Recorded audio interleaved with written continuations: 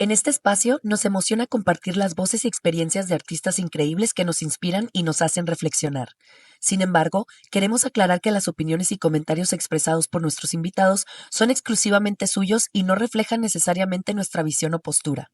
Nos esforzamos por crear un ambiente de diálogo abierto y respetuoso, pero no podemos hacernos responsables de los comentarios hechos por nuestros invitados. Esperamos que disfrutes del episodio y no olvides interactuar y compartir en redes sociales. Queremos que seas parte de la conversación, porque cuando el arte habla, el mundo escucha. Más adelante en Amatista. Voy a tratar de resumir, siento que son muchas cosas, siento Sí. que es una herida abierta definitivamente. Mm. Me da la oportunidad de adaptarme a unas reglas y romperlas como yo quiero. Obviamente en algún momento voy a dejar de competir, supongo, ¿no? O sea, o voy a dejar de pisar o no. 2 noches antes de irse, se sentó conmigo y me dijo, la verdad es que no sé quién eres. Tu voz es importante. La pregunta es, ¿ya sabes cuál es tu mensaje? Porque cuando el arte habla, el mundo escucha. Yo soy Lucía Humarán y juntos llenaremos el stand de nuestros oídos de una colección única de las piedras más raras, complejas y preciosas de este mundo. Irrepetibles en su color y forma, que con su esencia nos inspiran día a día con el fin de atender a su llamado creativo y ser los portadores de mensajes mágicos. Acompáñame a conocer los retos y aprendizajes que han ido puliendo no solo su arte, sino aún más importante, su persona. Líderes de su expresión, el arte, su medio de comunicación, la curiosidad, su hábito más constante. Bienvenidos a Amatista, donde coleccionamos artistas. Hola, ¿qué tal a todos? Bienvenidas, bienvenidos, bienvenides al capítulo 2 de nuestra colección número 1. El día de hoy tenemos a una invitadísima de honor, amiguísima, queridísima. Si eres parte de la comunidad dancística, necesito presentarla, pero para quien no y sea un ignorante, mentiras. Ella es directora de uno de los centros artísticos más reconocidos de Ciudad de México y a nivel Latinoamérica, de Jukebox, así como la compañía que fue la primera en ganar el primer lugar en subcampeonato y campeonato de Hip Hop International, o mejor conocido como HHI, reconocida jueza de diferentes competencias, maestra en todo el sentido de la palabra, porque es licenciada por la Universidad de Barcelona en educación especial con un máster en arteterapia, por eso sus clases, quien ha tomado sus clases se sienten como terapia. Ahí tienes tu respuesta. Ella es Jenny Pedraza, bienvenida, Miss. Gracias por estar aquí. Muchas gracias, Miss. Ay, pues la verdad me honra muchísimo que seas la primera que abre de las invitadas de la comunidad dancística específicamente. Evidentemente hay una relación personal y una amistad ya muy profunda. Entonces yo me siento en casa el día de hoy. El primer episodio estaba un poquito más nerviosa. El día de hoy, como siempre, tu energía, Miss, que asienta los espacios, de verdad se siente como un abracito al corazón. Muchas gracias. Muchas gracias por invitarme, la verdad también es un honor, es un privilegio. Eres una persona increíble, desde que entraste a mi vida para mí hay muchas cosas que han cambiado, me veo muy reflejada en todo lo que haces y definitivamente muchísima admiración y respeto también siempre. Creo que eso lo podemos tocar más adelante, pero es importante que sepan que sí, siento que hubo una conexión muy fuerte desde el principio. Miss Jenny y yo nos ubicábamos desde hace tiempo tal vez por la comunidad de que ubicamos a las personas, a los maestros, pero realmente fue una clase que tomé contigo que hubo ahí una catarsis interesante y que desde ahí se formó una conexión, primero maestra-alumna y luego se convirtió en amistad, en compañeras de trabajo y roomies a donde vamos también. Exactamente. Que es increíble. Compartiendo. Miss, cosa que tienen que saber, para los que no sepan, Miss Jenny es española, ella es de Barcelona, pero ya es más mexicana que el nopal, te dije hace rato, Sí. que la mismísima bandera de México. Ella lleva muchísimos años aquí. ¿Por qué México, Miss? O sea, ¿qué fue lo que te trajo aquí? Yo diría que, bueno, hace 12 años que yo llegué a México. Diría que fue un evento fortuito, ¿no? Conocí a unas personas también que forman parte de la comunidad dancística. Las conocí en Los Ángeles, que son Karina Celis y Dano Cuesta. Y me hice muy amiga de ellos en ese momento. Y seguimos hablando por redes sociales y así. Y un año me invitaron como a conocer parte de lo que ellos hacían acá. Y pues una vez llegué, viajé sola, de hecho. Así de que me compré mi vuelo yo sola, ¿no? Mi mamá me dijo, ¿estás loca? ¿Dónde vas? al otro lado del mundo. a uno de los países más peligrosos de la existencia, ¿no? Y sí. Porque, bueno, pues la propaganda obviamente exterior siempre es muchísimo más alarmante de Claro. lo que verdaderamente sucede, ¿no? Pero nada, me compré ese vuelo, sentí el impulso de hacerlo. Estaba en un momento difícil también en España, en Barcelona, específicamente, buscando muchas cosas, haciendo muchas cosas, trabajando en muchas escuelas, en muchos proyectos, y no me sentía parte de nada y decidí tomar este viaje literal hacia la búsqueda de mí misma y pues llegué a México y México me abrazó. ¿No? O sea, fue Qué literal bonito. un abrazo al corazón, pues la Sí. gente y en sí la cultura también, ¿no? O sea, como que siento que lo que me atrapó de México fueron las personas y la cultura. Sí, qué bueno que mencionas, creo que es importante para la gente que no esté como familiarizada con lo que hacemos, que nuestro trabajo nos invita mucho a viajar, ¿no? Una vez que nos convertimos en maestros y que nos llaman de convenciones, primero de tu propio país a diferentes ciudades y luego a otros países, y que empiezas a crear un círculo universal, ya hasta global, mundial, con el lenguaje de danza, que se convierte en tu familia, tus amigos a distancia, y en ese caso, como los mencionas, que fue por conocer a Karina Yaravano, que por circunstancia de la vida y por el momento en donde tú estabas parada, llegó lo que te jaló acá, ¿no? Como un evento fortuito, dijiste. Sí. Fue algo que nos regala nuestra carrera y que creo que es muy bonito, que cuando menos piensas te puede cambiar la vida. Sí, total. O sea, ir encontrando, o sea, siento que ya después con el tiempo y viajando en Latinoamérica, como que me fui dando cuenta que lo que yo estaba haciendo era literal ir encontrando a mi familia, ¿no? Sí. O sea, esa familia que obtienes por voluntad eliges, propia. sí. Exacto, sí, que tú eliges, ¿no? Que tú vas escogiendo. Entonces, pues eso, ¿no? Ya cuando empecé a viajar me empecé a dar cuenta que lo que estaba haciendo era precisamente buscar a esas personas y reencontrarnos, como Sí. pasó también con nosotras, ¿no? Y eso iba también acomodando partes de mí misma y pues autodefiniéndome y autorreconociéndome. Qué bonito, sí. Y también quería específicamente hablarte, ahorita que estamos hablando de México, particularmente yo veo que la cultura mexicana, como lo dijiste, que es algo que te hizo quedarte, es algo que te llama y que creo te masterizaste en ella, porque si no me equivoco, tu pieza que fue la que por primera vez México ganó en Hip Hop International en categoría Mega Crew. En categoría Mega Crew, que tú fuiste su coreógrafa. La pieza era sobre la cultura mexicana, específicamente ¿de qué?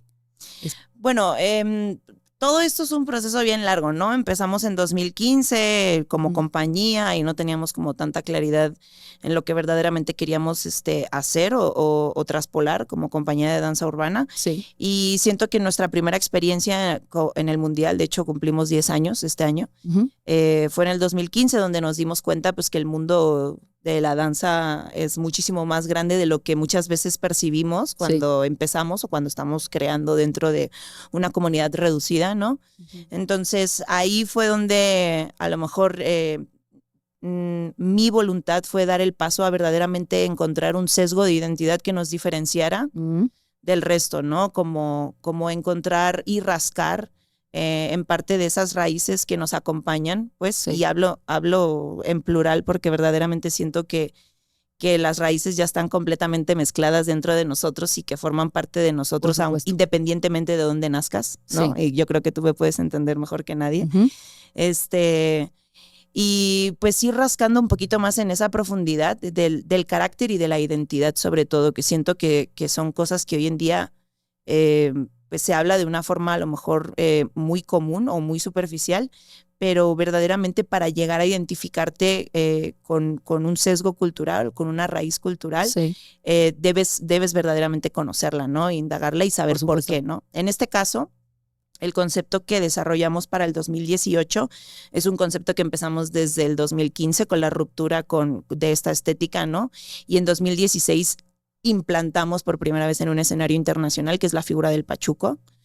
Y pues todo el contexto social que desarrolla esa identidad que se genera, ¿no? Dentro de los Estados Unidos a raíz de estos migrantes que cruzaban la frontera para trabajar en el Xuco, ¿no? Ok. En la compañía de zapatos, ¿no? Ujú. De hecho, pachuco es una palabra que sale en Chihuahua específicamente, ¿no? En ese cruce de la frontera con Ciudad Juárez, y que sale precisamente de esos migrantes que cruzaban la frontera para ir a trabajar al Shoe Company, Ok.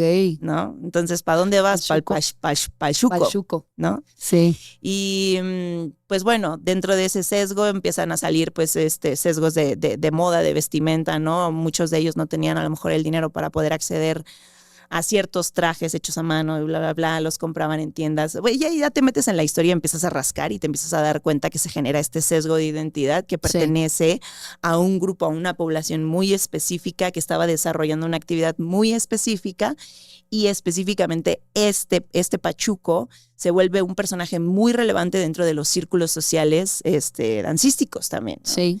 Y a raíz de eso se empieza a desarrollar una subcultura dentro de la cultura de la danza social en ese momento, en donde eran identificados por los trajes que llevaban, ¿no? Y por Sí. la forma en la que tenían de bailar, ¿no? Claro, y a lo que yo puntualizo aquí es que fue muy interesante tu estrategia en el sentido de que todas las personas que van a una competencia se centran como en la técnica o el estilo al que van a competir, ¿no? Que en este caso era el hip hop, y la gente se centra en a lo mejor técnicamente quién va a dominar más o quién va a predominar más o quién trae mayor dificultad. Muchas veces los coreógrafos hemos pecado de enfocarte en una competencia en el grado de dificultad, que eso es lo que va a impactar, ¿no? En una competencia.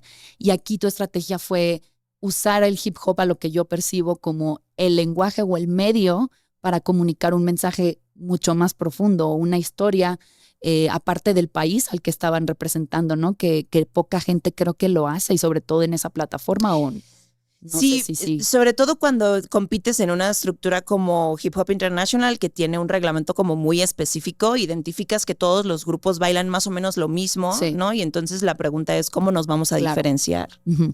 ¿Sabes cómo vamos a hacer que sea algo diferente? ¿Qué es lo que nos hace diferentes, no? Y pues lo que nos hace diferentes en este caso, pues era ser mexicanos, ¿no? Ujú. Y de ahí empiezan a hacer como esta ideología de decir, bueno, ¿qué es lo que México tiene diferente? ¿Cuál fue la aportación que México tuvo dentro de toda esta cultura hip hop, ¿no? O sea, y entonces empiezas a indagar, empiezas a observar esos personajes, y realmente la cultura hip hop no hubiera nacido sin los latinos, ¿no? Y no hubiera nacido sin los mexicanos, ¿no? Sin los puertorriqueños. Entonces, ahí te empiezas a dar cuenta que hay muchísimas líneas de identidad que formaron parte, que se combinaron para poder crear un producto que ahora se llama hip hop en este caso, ¿no? Una cultura que se llama hip hop, Claro. que se asocia mucho al afroamericano, Okay. ¿no? Sí. Pero que los latinos tuvieron un desempeño y un desarrollo súper importante dentro de la historia de eso, ¿no? Entonces nos agarramos de ahí, ¿no? Y desde entonces es como, bueno, ¿cómo viven este conflicto los mexicanos, ¿no? ¿Cómo saldrían de esto como mexicanos? ¿Cómo bailarían Loki los mexicanos? ¿Cómo bailarían popping los mexicanos, ¿no? Y Sí. desde ahí pues empezamos a estudiar sobre todo, ¿no? Que siento que es una parte súper olvidada como dentro de la cultura, pues El sí. hacer tu debido estudio. Exactamente. Sí. Sí, o sea, estudiar qué es lo que estamos haciendo, de dónde venimos, para saber a dónde vamos. Claro. Y también reconocer el poder en el storytelling en un escenario. Total. Que repito, muchas veces bailarines, coreógrafos nos centramos mucho solo en la forma y no en el contenido de crear y de montar una historia dentro de una secuencia en movimiento, por así decirlo, por parafrasearlo de alguna manera, ¿no? Sí, total. Y yéndome, para terminar este tema que me gusta mucho a mí en particular, creo que tú cómo has visto que el mexicano reacciona, o crees que hay una infravaloración por parte del mexicano en cuanto a su cultura, porque es fuerte lo que voy a preguntar, pero sabes la frase de nadie es profeta en su propia tierra, ¿no? Y creo que llegas tú de alguna manera de otro país fascinado por la cultura, haces algo que nadie había hecho y llevas representando a un país que, repito, en teoría no venías de ahí, no naciste aquí, pero tu fascinación que te hizo conectar con las raíces que tú dices que encontraste y te reencontraste con ellas, ¿por qué un mexicano no lo hizo antes, o por qué crees que el mexicano no le interese tanto? Se bloquea. Se bloquea. Cortocircuito. Ya me voy. Ok, voy a tratar de resumir. Siento que son muchas cosas. Siento Sí. que es una herida abierta, definitivamente. Mm, Siento que es un sesgo sí, cultural también que existe en México. Y pues obviamente siendo española como que todavía es más doloroso, ¿no? O sí. sea, como Sé que sientes que tienes que cuidar tus palabras, lo sé, pero pero sí existe una herida muy abierta de traición.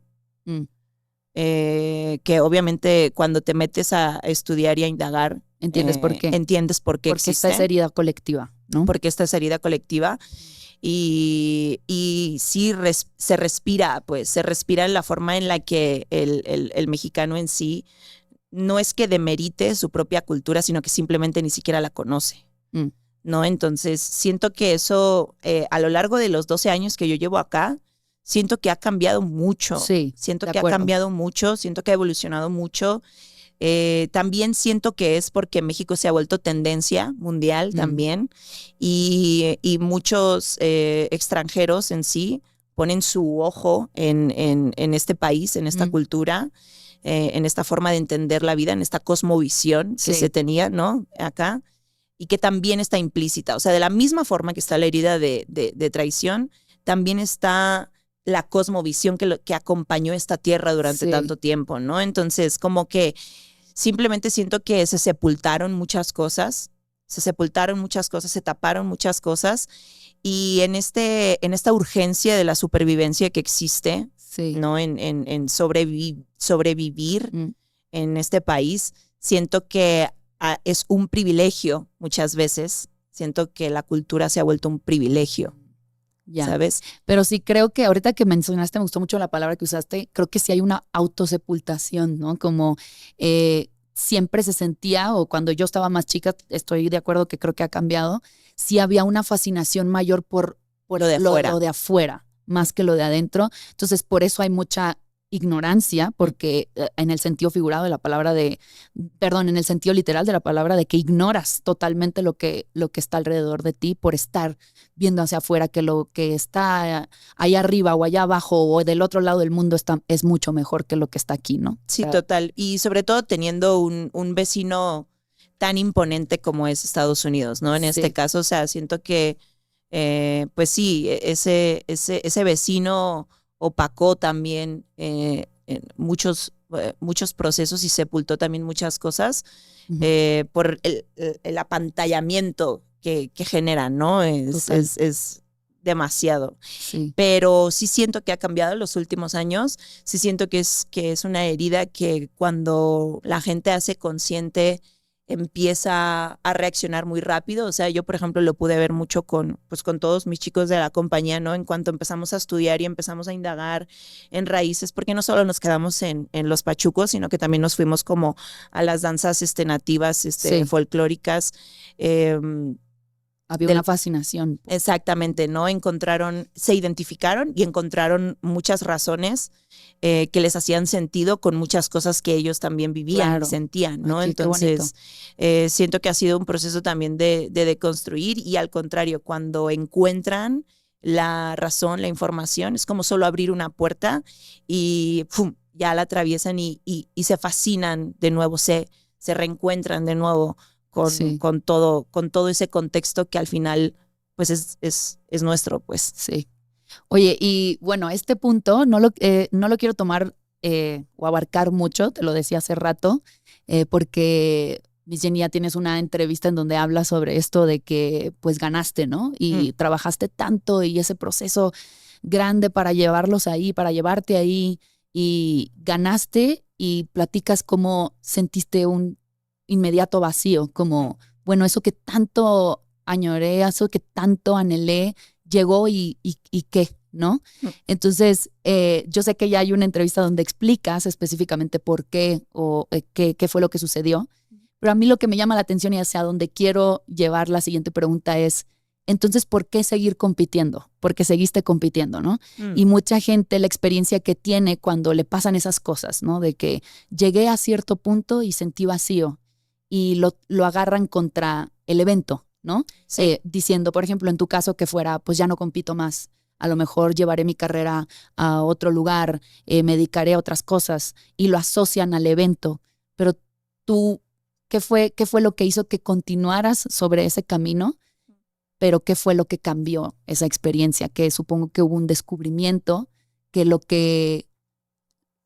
lo que estaba mal, pero a lo mejor lo que no funcionó en ese momento fue más interno que externo, evidentemente. Siento que malentendemos muchas veces los logros con el propósito. Sí.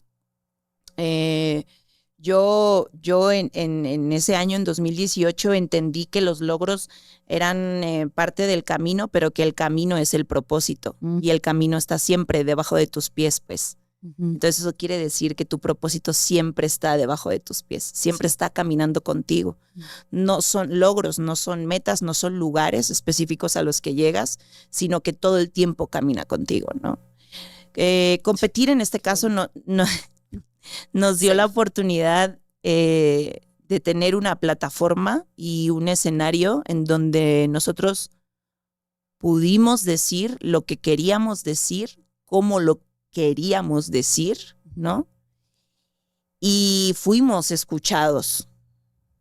Y siento que al final eso es, pues, uno de los grandes propósitos de un artista, ¿no? Claro. Entonces, siento que después de eso la realización fue seguir compitiendo. ¿Por qué? ¿Por qué voy a seguir compitiendo? Y ya terminé de decir lo que quería decir. Y siento que justamente esa pregunta es algo que me hago, esa pregunta es una pregunta que me hago cada vez que llego a un punto en donde quiero dejarlo todo, ¿no? En donde me estoy a punto de rendir, en donde entro en esa crisis existencial, ¿no? La pregunta es, ya terminé lo que quería decir, ya no tengo nada más que decir, ya no tengo nada más que construir. Específicamente en este camino recorrido, ¿no? Que parece que ya lo recorrí todo, pero no necesariamente, pues. No, definitivamente no. O sea, como que siento que tuve la realización de entender que el propósito muchas veces, pues es eso, se transforma y cambia y evoluciona conforme caminas, ¿no? En tu camino, pero que siempre uno se tiene que mantener abierto constantemente a esos diálogos que aparecen en ti, que forman parte del propósito que tú vienes a transformar o a hacer en esta vida, ¿no? Entonces, no sé, obviamente en algún momento voy a dejar de competir, supongo, ¿no? O sea, o voy a dejar de pisar o no, ¿no? No sabemos. Pero siento que esos escenarios me dan la oportunidad a mí como creativa, ¿no? Y a las personas que confían en mi trabajo, pues de decir algo que sea propio, ¿no? Que uno escoge verdaderamente qué decir, ¿no? O sea, no siento que sea un escenario impuesto, pues, o un escenario en donde tengas que adaptarte a un guión, a unas especificaciones, a una interpretación de algo reducido, limitado, ¿no? Sino que me da la oportunidad de adaptarme a unas reglas y romperlas como yo quiero, ¿no? Que siento que eso es una de las cosas que a mí me caracteriza mucho. Tú ponme unas reglas y yo me las voy a leer así de principio a fin y voy a adivinar cómo romperlas. Sí, voy a ver ahí el agujerito por dónde meterme. Ajá, exacto, ¿no? Entonces siento que forma parte del entendimiento que yo tengo de transgreder, ¿sabes? De transformar y evolucionar los mensajes o los espacios en donde a lo mejor hay mucha gente que se siente limitada, ¿no? Porque dicen, no, es que competir ahí tiene muchas reglas, ¿no? Y yo soy de que... Sí, que se pelea con ese mundo, pues. Exactamente. Es que yo no compito porque, ay, no, es muy estricto, es muy reglista, o de que luego está la competencia así tóxica y bla, bla, bla. Y por eso es a lo que iba, pues, como que mucha gente lo agarra contra el mundo de la competencia. Y realmente creo que la manera o la perspectiva de la que tú estás narrando es una muy bonita manera de ver el mundo de la competencia, ¿no? O sea, como que al final creo que es prueba de siempre depende de dónde estés parado, ¿no? O sea, como todos los eventos son neutros y tú le pones la connotación emocional que es. O sea, y al final ese gane con ese sentido de vacío que te llevó a una introspección personal fue a lo mejor parte de un paso más del camino del propósito. Total. Estabas hablando, ¿no? Tú hace rato. Sí, del mensaje, pues, Sí. de la forma de traspasar esas fronteras, de hacer que el mundo también durante 4 minutos te esté viendo, ¿sabes? Es un regalo. Es un Total. regalo, sí. Total. Entonces, pensar bien qué es lo que quiero decir, ¿sabes? Entonces, imagínate, ¿no? Que ahora en este podcast, porque esto va a triunfar, lo sabemos. Entonces, imagínate que en este podcast tenemos la oportunidad de tener 1 minuto completo Claro. para hablarle al mundo, ¿no? ¿Cuál sería ese mensaje? Sí. Y siento que ese es el propósito, ¿sabes? O sea, cuando verdaderamente te haces esa pregunta y reflexionas sobre cuál es tu mensaje para el mundo. Claro. Y ¿Sabes mientras qué es lo que resuene quieres contigo, Total. mientras a lo mejor llega un punto donde ya no resuena contigo competir y está bien también. También. ¿No? O sea, para eso siempre lo dices tú en tus clases, como no solo persigas una cosa, ¿no? Como hay una gama, hay un abanico incluso dentro de la danza. Ahora hablemos de las artes, de seguir y de continuar, que no tienes por qué, solo porque ya me encasillaron en que yo soy de competencia, aunque yo soy maestra o en que yo soy bailarina o yo coreógrafa, es que tienes que seguir ese... Ahora, yo amo competir, porque yo siempre digo, ¿no? Competir te va a dar unas experiencias y un proceso y un entendimiento y una autosuperación que no vas a conseguir en muchos otros espacios, ¿sabes? O sea, siento que pues todo eso, ¿no? La presión, la adrenalina, el tema de que te prepares y que no tengas otro take, ¿sabes? O sea, de que Ya. tienes una sola Sí, no oportunidad. es la grabación de un video musical. Exacto, Sí. o sea, no tienes otra oportunidad, pues es sal y lo que estás haciendo en vivo es lo que va a quedar grabado para la historia, Sí. ¿no? En este momento, por lo que trabajaste y entrenaste durante 8 meses. Ay, sentí así en el estómago. Sí, ¿no? Lo estás reduciendo a ese momento, a esa oportunidad, ¿no? Y esos momentos en donde estás en las escaleras a punto de salir, ¿no? Al escenario y sabes que lo que vas a hacer en ese momento va a quedar registrado y va a tener un impacto en la historia de muchas personas que ni siquiera conoces en ese momento, que te están viendo en vivo. Para mí eso es mágico, pues. Yeah. ¿Sabes? O sea, siento que es algo que no he vivido ni he sentido en ningún otro espacio, porque sobre todo, pues hoy en día puede hacerse un video viral, ¿no? O pues un proyecto a lo mejor lo puedes hacer viral en redes sociales, pero en realidad tú no ves ni palpas la reacción de esas personas en vivo. Sí, ¿no? y que aunque suena cliché, realmente ese momento es irrepetible. Total. Porque incluso aunque volvamos a poner a las mismas personas al otro día, la energía no es la misma, No. el estado anímico no es el mismo, el mensaje puede ser la misma coreografía, pero el mensaje puede ser interpretado de otra manera por la audiencia. En fin, yo creo que lo que acabas de decir es precioso porque sí tienes razón, yo también que he tenido la fortuna de competir, es una cosa de un estado de presencia hasta incluso muy close a la meditación, porque Total. estás ahí. O sea, está tu cuerpo, está en movimiento, estás presente, es presencia total y se generan cosas maravillosas que luego por eso nos dicen que somos adictos al escenario, porque el escenario sí que no te da, no, otra cosa no te lo da, pues siento yo. No. Y aparte añádele la ambientación de competir, como dices tú, o sea, que no es nomás una presentación, es una competencia. Sí, total. Están las emociones a flor de piel. A flor de piel, sí, total. Y toda tu vida se te pasa por delante. Sí. O sea, de que literal es ese momento en donde estás ahí, ¿no? Y toda tu película así, de que todo lo que viviste, todo lo que atravesaste, todo lo que sufriste, todas las decisiones que tomaste para llegar a ese momento, ¿no? Sí. Porque obviamente pues no nos olvidemos que competimos internacionalmente y Claro. eso supone pues un gasto, una inversión, papeles, documentos, visas. Entonces, obviamente es trascender muchísimas conversaciones. Uf, qué bonito lo que acabas de decir. ¿Sabes? Es trascender muchísimas conversaciones que a lo mejor ese niño de 8 años que se crió en el barrio de Tepito nunca pensó que podría realmente evolucionar. Siquiera cruzar el charco, como dicen, ¿no? O sea. Entonces, sale de ahí, ¿no? Sale de esta conversación, lo logra, traspasa esas fronteras y de repente el mundo lo escucha y es como, Total. ok.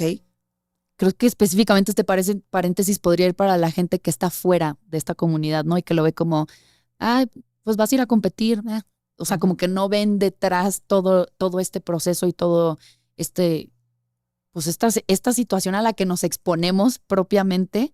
Y creo que me quedaría yo con las conversaciones a las que te enfrentas. Total. Que creo que no lo sabes en el momento en que dices, ¿quién va a competir? Y tú dices, yo. No lo sabes, pero una vez que lo haces, creo que sabes que vale la pena para la siguiente, ¿no? Sí, total. O sea, no es que valga la pena, como que siento que valga la pena está fuerte. Bueno, O sea, la frase sí como sí, tal, ¿no? está De que fuerte, valga la está pena. fuerte. Igual que los sacrificios, ¿no? O sea, como que yo he aprendido también a observar los sacrificios como decisiones. Total. Y siento que dentro del camino que vamos como creando y orientando, ¿no?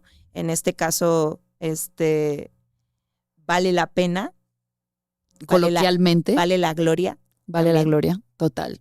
¿sabes? Sí. Y vale el placer que Total. tienes en ese momento de sentir que lo lograste independientemente del resultado. Claro. Porque para mí no se trata del resultado hasta que entiendes de qué se trata. Ajá.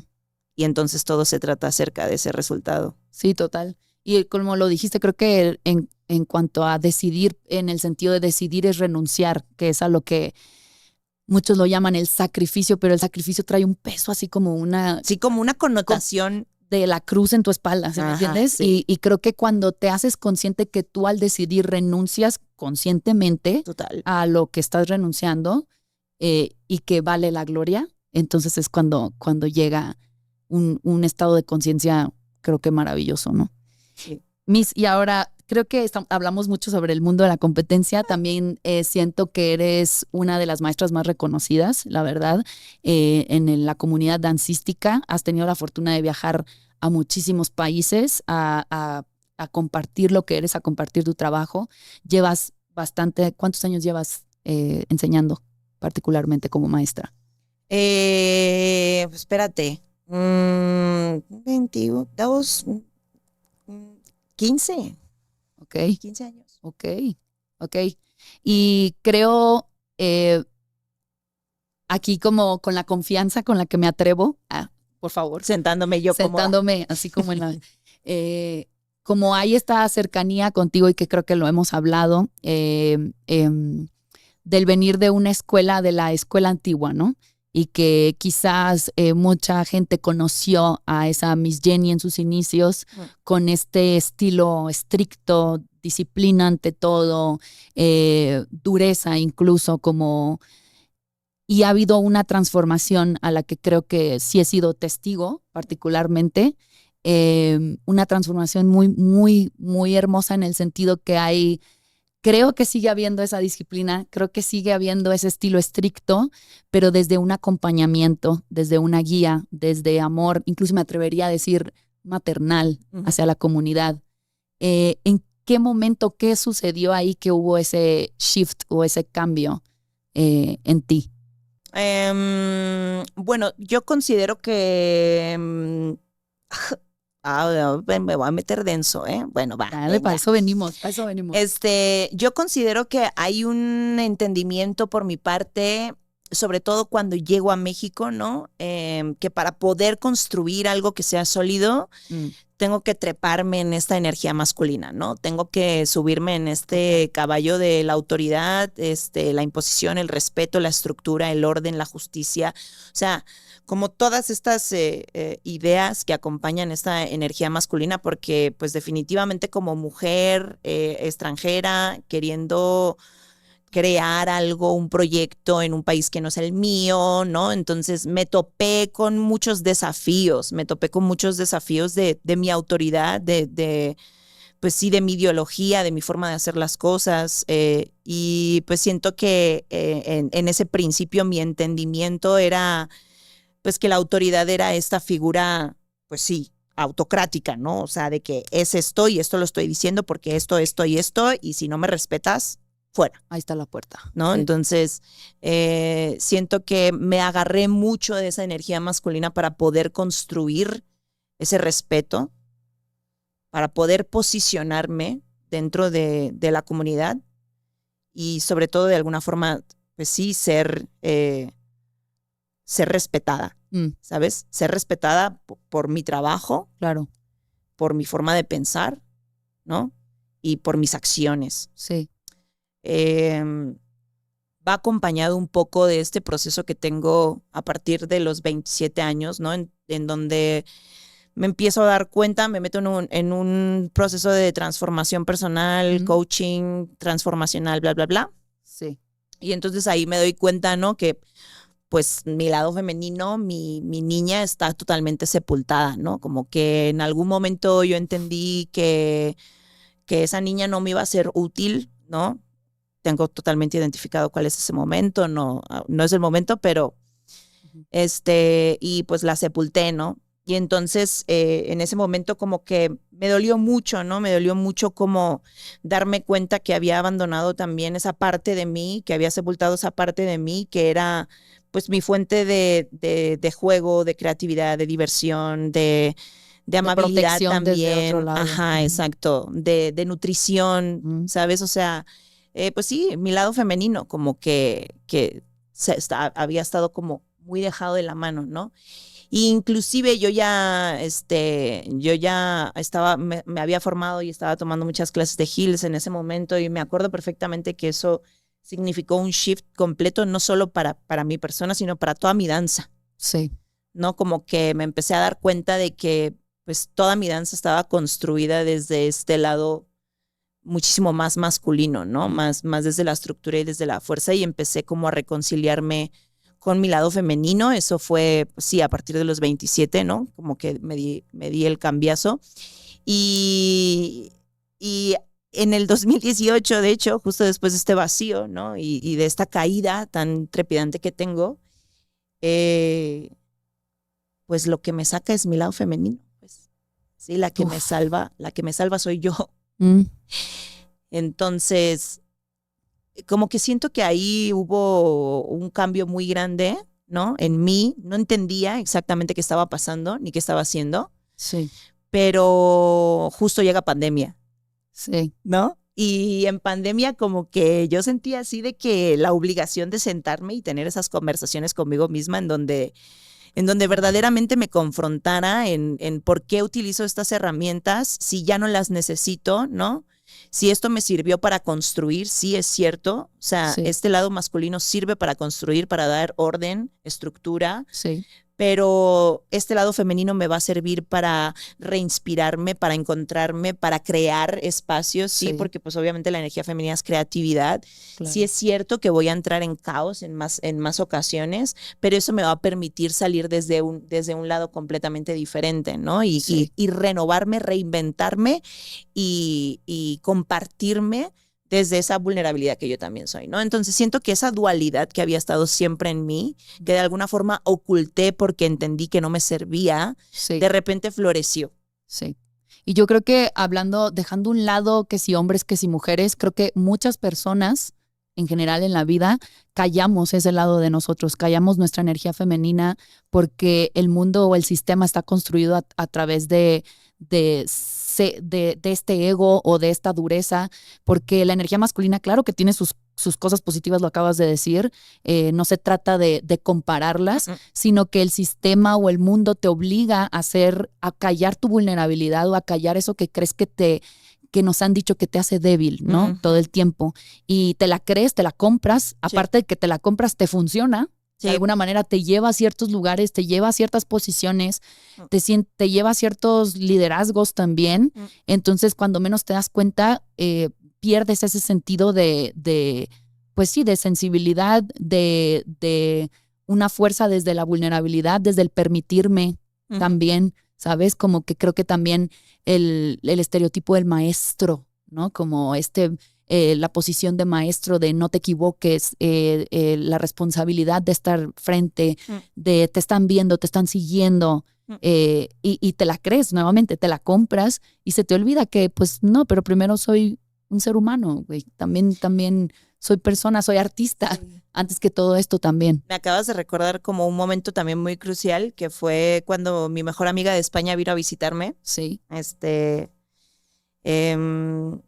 y de repente pues me vino a visitar en todo, ¿no? En el estudio, en mis trabajos, yo tenía... A tu vida, seguirte sí, a tu vida. seguirme a mi vida, ¿no? Y de repente, pues claro, le tocó observar pues cómo me trataba la gente, cómo yo me dirigía a la gente, cómo me movía dentro de los ambientes y las comunidades. Sí. Y me acuerdo que 2 noches antes de irse, se sentó conmigo y me dijo, la verdad es que no sé quién eres. Órale, ¿no? qué fuerte. O sea, como que no te reconozco. Como que siento que este personaje que existe aquí no es mi amiga, ¿no? Y eso me pegó mucho. Piel chinita. Uh-huh. Sí, claro. Me pegó mucho porque sí, porque justamente, ¿no? Porque esa máscara, ¿no? O ese entendimiento de todo lo que necesitas ser para construir y ser respetada, ¿no? Y tener algo en este mundo o en esta vida, ¿no? Necesitas pues construirte un personaje para poder acceder a ello, Claro. ¿sabes? Y es bien peligroso porque ese personaje se te puede tragar en cualquier momento. Total. ¿Sabes? Esa Sí. máscara se te traga y de repente es como, yo no soy esto, pues, o sea, sí soy esto, pero también soy otras cosas. Sí, qué bonito que dijiste, sí soy esto, porque sí lo eres, al final fue una construcción tuya, Sí, ¿no? Que fue para sobrevivir. Y muchas veces está la concepción de que el ego es malo, ¿no? No es malo, es un maestrazo que te ha llevado a sobrevivir en muchos sentidos, que tú lo creaste y que creo principalmente para un artista es importantísimo saber qué clase de ego tienes, qué conversaciones tiene contigo, de qué manera se apodera más, en qué momentos se manifiesta, en qué otros no. Creo que si un artista no se pone a la tarea de sentarse así como estamos tú y yo sentados en un podcast con su ego, difícilmente podremos crear como desde una honestidad, ¿no? Porque el ego, el admitir que actuamos desde el ego es admitir que somos vulnerables. Sí, total. Estamos siendo vulnerables ante este ente que hemos creado y hay unos muy peligrosos, ¿no? Incluso que están escondidos detrás de la bondad, detrás de yo soy bueno, yo no hago nada, ¿no? Pero chistosamente los más claros son como los que creo que nuestros egos se llevan muy bien. Se llevan el tuyo muy bien. Y el mío se llevan muy bien. Esta onda de imponer, de decir, pues me gritas, te grito el doble. O sea, quieres darme miedo, te doy miedo más yo, ¿sabes? Total. Entiendo que esa es una manera que te resuena mucho conmigo y creo que para mucha gente también va a resonar porque sí es una respuesta ante que el ego aparece para protegernos, de hecho, para proteger a nuestro niño. O sea, como, no te dejes, tírale para adelante. Y pues sí, cuando menos piensas ya no sabes cuál es cuál. Y qué interesante que menciones la pandemia, porque creo que la pandemia para muchos artistas fue, o sea, o te volteas a ver o te volteas a ver. O sea, no hay para dónde ir. No tienes para dónde irte. Literalmente no tienes para dónde ir, ¿no? Y si la pasaste mal, claro, todo el mundo la pasa mal cuando se afronta esas conversaciones. No es nada fácil, pero me parece muy hermoso que lo hayas hecho porque creo que eres una persona muy transparente en cuanto a eso. Eres una maestra muy transparente, como lo has dicho, ¿no? De que, güey, claro que hay días que estoy en mi momento más zen, que estoy súper consciente, que he meditado y que he encontrado la luz en mí, pero hay días donde quiero ser una mierda de persona, güey, porque pues no voy a, porque sería ego otra vez nuevamente decirte que tengo todo bajo control, No, porque no lo tengo. Y de repente pues me va a salir mi ego y te voy a contestar y te voy a caer mal, güey, o sea, y no sé, también el entendimiento de que un maestro no viene a caerle bien a la gente. Total. Así que siento que eso hoy en día es una línea bien delgadita, sí, ¿no? Total. Y siento que se está convirtiendo también en una conversación como muy subterránea, ¿no? Como que no está así, pero está ahí, ¿no? Como que está acompañando a los procesos de que el maestro tiene que ser esta figura perfecta, súper cool, que políticamente correcta, ¿no? Que siempre te dé absolutamente todo lo que tú esperas, ¿no? Sí. Y que siempre crea ambientes armónicos. Total, ¿no? Que siempre esté en ese lugar en donde te está dando todo lo que tú necesitas también, pero que tenga todo bajo control, ¿sabes? O sea, que tenga todo así como bien controladito, ¿no? Y justamente, retomando un poquito el proceso anterior, ¿no? Justamente la energía femenina es precisamente entrar en este caos, ¿no? Sí. Entrar en esta espiral, ¿no? En donde todo se desmorona para volverse a ordenar de una forma diferente. Sí. Y siento también que pues bueno, dentro de esta forma de compartirme, que es mi lado de ser maestra, de ser educadora, pues también interviene pues mi lado artista, ¿no? Mi lado artístico, que es todo el tiempo pues esta autorrenovación. Total. Y autodeconstrucción para como ave fénix, ¿no? ¿No? Y cenizas, fuego, fuego, cenizas. Exacto. Sí. Entonces, siento que sí, como educadora, tengo que tener quizás una conciencia de poder gestionar, más que controlar, gestionar esos encuentros con el caos.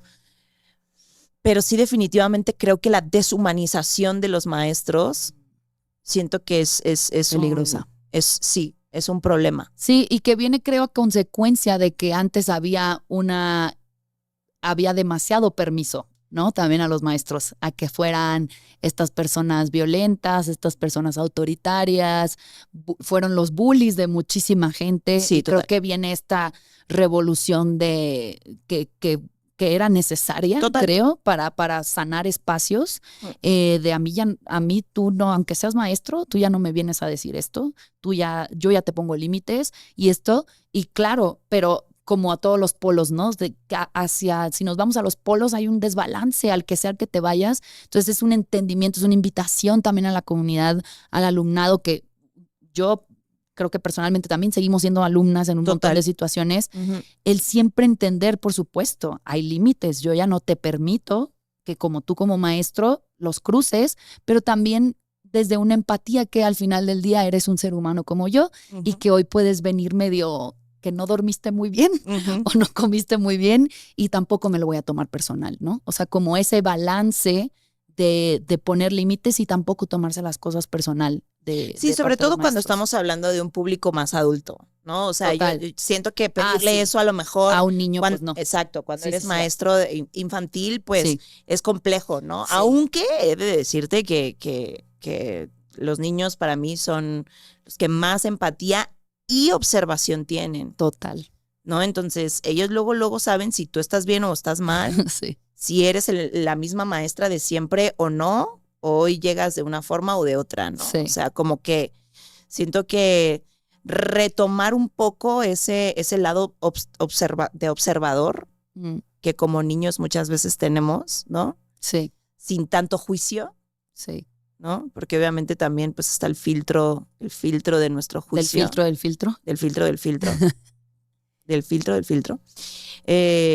A través de nuestros ojos juzgamos al otro también y obviamente también por eso se nos detonan tantísimas cosas, ¿no? Entonces, siento que obviamente pues al final el maestro sigue siendo un reflejo del alumno y el alumno un reflejo del maestro constantemente. Hay una retroalimentación constante.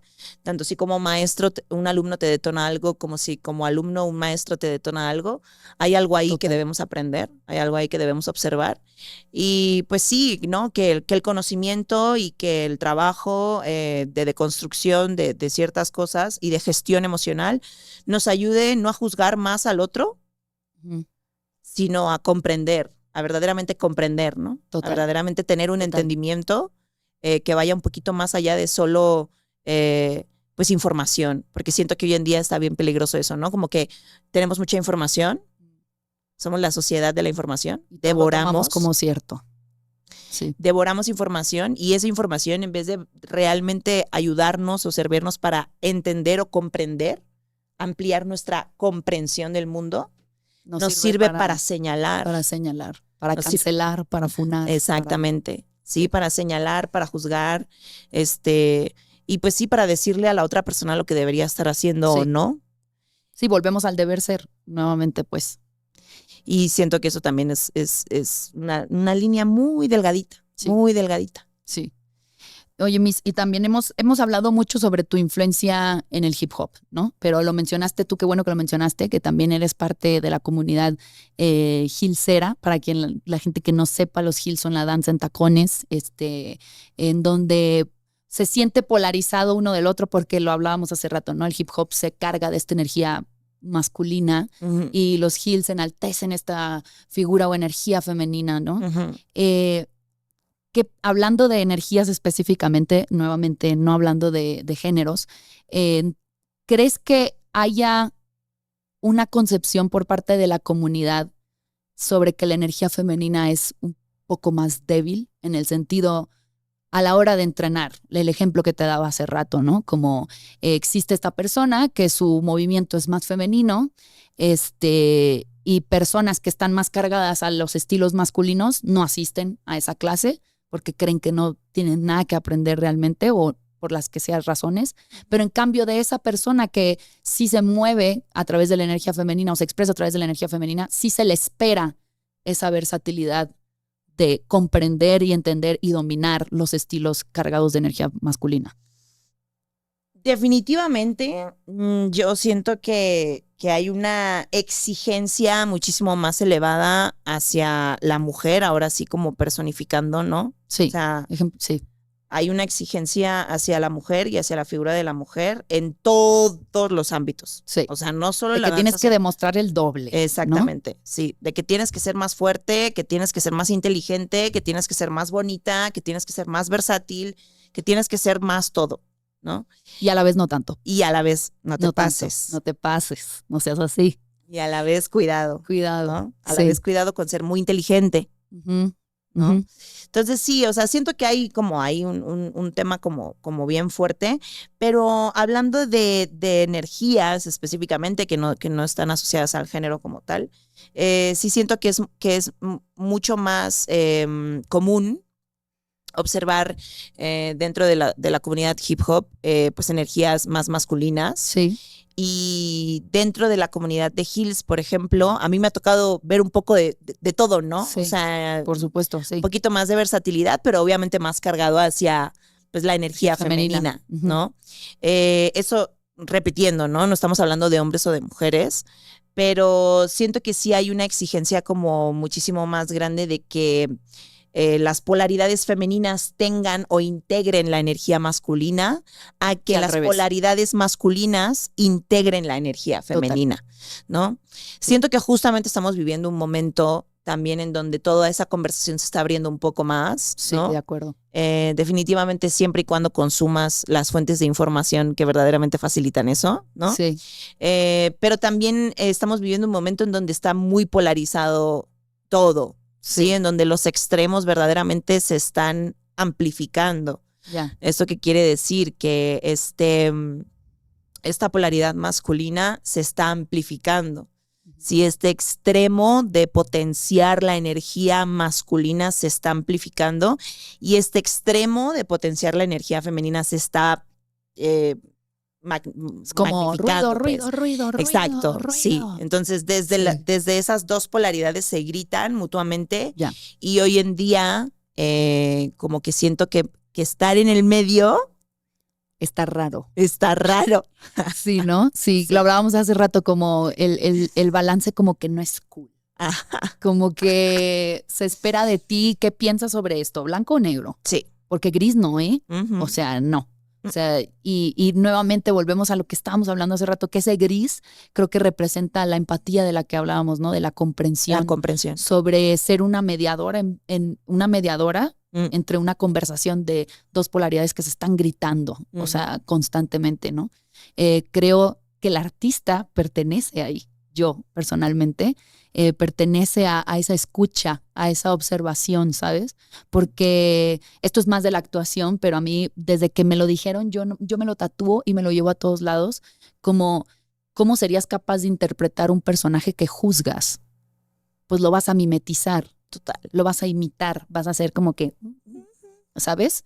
Como Sebastian Stan, que estaba nominado al Oscar, como interpretó a Donald Trump, un personaje complicadito en estos momentos, que creo que si en su proceso él se hubiera permitido tener las conversaciones de juicio, su interpretación no hubiera sido lo grandiosa que fue, No, porque al final lo comprendió como un ser humano que ha dolido como todos, claro. que ha estado en situaciones como todos, que lo llevó a crear esa máscara, a crear ese escudo para sobrevivir, que ha abusado de ella tal vez, que, ¿sí me entiendes? Depende hacia dónde lleva, pero nuevamente como personas, creo que yo me lo recuerdo todo el tiempo, pues, o sea, ¿cómo puedo ser parte de una sociedad si todo el tiempo estoy juzgando lo que creo que está bien o está mal? Y darnos a la tarea como artistas de comprender esas polaridades e interpretarlas a través de la danza, a través del canto, de la música, de los personajes, las películas, de tu escritura. De lo que ¿sabes? sea. De lo que sea. Sí, justamente me resuena mucho porque justamente esta semana como que estuve estudiando un poco un nuevo concepto que estamos como tratando de desarrollar para lo que sigue con la compañía. Y hablamos mucho de esta ideología del Tezcatlipoca dentro de la cosmovisión mexica, como esta figura revolucionaria de el espejo humeante, ¿no? De Tezcatlipoca habla de observarte en el otro y de entender la oscuridad que el otro te presenta como tu propia Como la oscuridad, tuya. pues, ¿no? Entonces, la cosmovisión mexica también como que menciona mucho que Tezcatlipoca es este creador del caos en donde crea las tentaciones para el ser humano para precisamente ponerlo a prueba y hacerlo enfrentarse a su propia oscuridad, sí. ¿no? Sí. Pero no lo observa como algo negativo, sino que lo observa como algo necesario. Sí. ¿Sabes? Entonces, siento que es constantemente estar como en esta dualidad, en esta observación constante. Siento que el mundo de la danza es una gran selva, ¿no? una una gran selva, sí, una gran selva, una Sí. gran jungla en donde puedes encontrarte en muchas Sí. obscuridades, en Total. muchísimas. Y siento que es bien peligroso, sobre todo cuando te dejas como deslumbrar, como cuando te dejas apantallar por todo eso y no logras ver con claridad. Pero eso se habla del espejo humeante, ¿no? Porque Qué bonito. se le llama así, ¿no? A Tezcatlipoca, como que muchas veces no te permite ver. Sí, que ahí está tu verdaderamente reflejo, pero es que no se ve del todo porque no se está ve del borroso todo por ese humo, ¿no? por esa niebla, Ujú.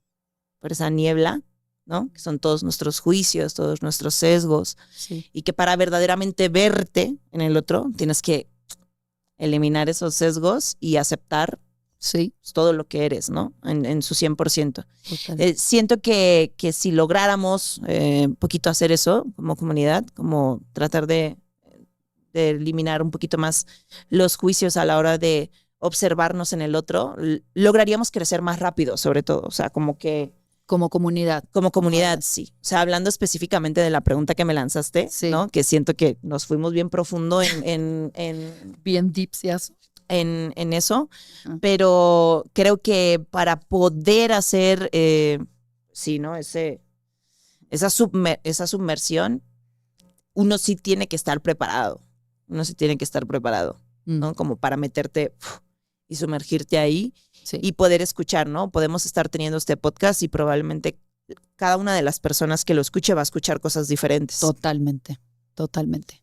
Sí, como que la intención, lo dije, ¿no? Como esta plataforma que se hace no es para dar respuestas, sino para hacernos más preguntas, creo. Y con eso me quedaría, la verdad.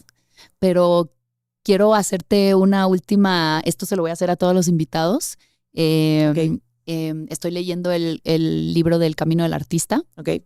Y quiero sacar siempre frases de la autora y ver si le atinas a lo que ella completó o si sale algo de Miss Jenny que pueda completar esta frase como algo diferente y que tenga otro significado. Ay, Dios, qué presión. ¿Vale? Entonces te la voy a dar y tú la completas sin presión. Ok. Ay, sin presión. Esta me gustó para ti. La creatividad no tiene fondo ni techo. Aunque hay partes del crecimiento que son lentas, el ingrediente que se precisa es... Pues yo diría que la fe, ¿no? Jennifer Pedraza, acertaste. ¿En serio? Sí. Me encantó. Palomita. Palomita, check. Palomita, check. 10, check. Maestra, check. Muy bien. Sí, la fe, ¿no? O sea, siento que... Pues es que lo hablamos durante toda esta conversación, Sí. específicamente. Sí, la fe para mí es la capacidad que tiene el ser humano de creer en todo aquello que no es tangible, que no ves, Sí, pero que está ahí, sí, que intuyes que está ahí, pero que no tienes la ciencia cierta o la experiencia física tangible de que existe. claro. Entonces, Y que te hace tener esa visión, ¿no? Que de Ujú. alguna manera está ahí, no está a tu alcance tal vez en este momento, o a lo mejor está más cerca de lo que crees, o está lejos, no sabes. Por eso el fondo ni techo, creo que a eso se refiere. Pero el ingrediente que se precisa, a pesar de que hay procesos lentos o rápidos, es la fe. Es como el artista sigue en su camino, ¿no? Yendo al título del libro, El camino del artista, ¿no? sí, en creer, pese a PSA, total. Me encantó. Valiendo la gloria. valiendo la gloria. Valiendo la gloria. Muchas gracias, Ay, Miss, por no. estar aquí. Disfruté muchísimo esta conversación, como muchas que hemos tenido. Eres increíble. Yo también. Te quiero mucho. Yo Y también. nos espera un viaje a Colombia juntas para ir a dar clase. Ujú. Nos esperan muchos, espero. Ujú. Toda una amistad y toda una carrera por seguir y acompañarnos y seguir aprendiendo una de la otra. Muchas gracias por todo, de verdad, por todo lo que haces y construyes, por seguir aportando un poquito más a esa olla de los artistas que a veces nos comercializamos tanto que nos olvidamos verdaderamente del propósito, y siento que estos espacios para mí siempre me recuerdan porque estoy en el camino, ¿no? Entonces, muchas gracias por eso. darme la oportunidad. Gracias, Miss. Muchas gracias y muchas gracias por escucharnos. Y pues recuerden que cuando el arte habla, el mundo escucha. Nos vemos a la siguiente.